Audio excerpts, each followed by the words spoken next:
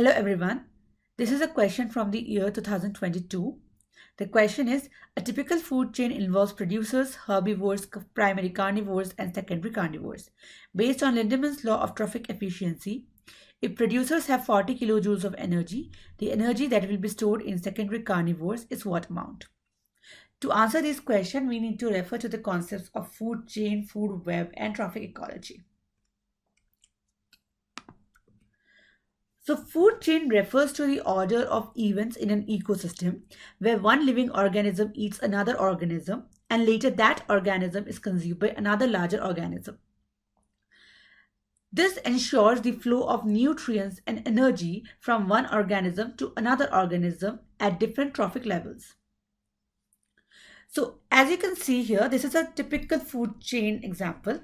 So where you have the producers, which are composed of the autotrophs like phytoplankton, cyanobacteria, algae, and the green plants.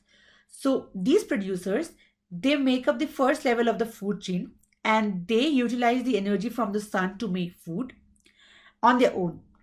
And these herb producers are then fed upon by herbivores, which form the second level of the food chain. So these herbivore animals, they feed on the producers exclusively. The third stage or the third level is formed by the primary carnivores that feed on these herbivores. And then for this food chain, at the topmost level, you have the secondary carnivores that are feeding on the primary carnivores. Now, as I mentioned, that there is flow of energy across the food chain. So this flow of energy is governed by this law, which is called the Lindemann's law of trophic efficiency, given by Lindemann in the year 1942. This is also called the 10% law.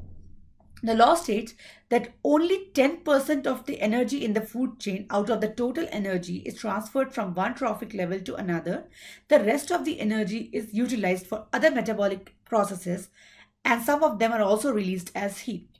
What it means is, let's say for this food chain, if the producers have 100,000 kilojoules of energy, the energy will gradually decrease 10% at different levels of the trophic chain, and it will be 10 times lower in as you cross each trophic level.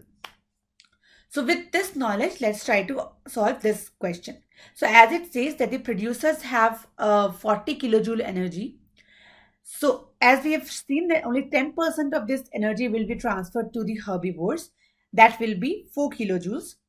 Now in primary carnivores, 10% of 4 kilojoule will be transferred. That will be 0.4 kilojoule.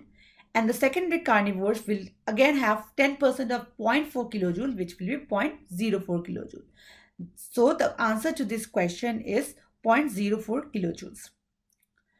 To refer or to read more about the food chain and food structure, you can refer to the NPTEL course of Wildlife Ecology. Thank you.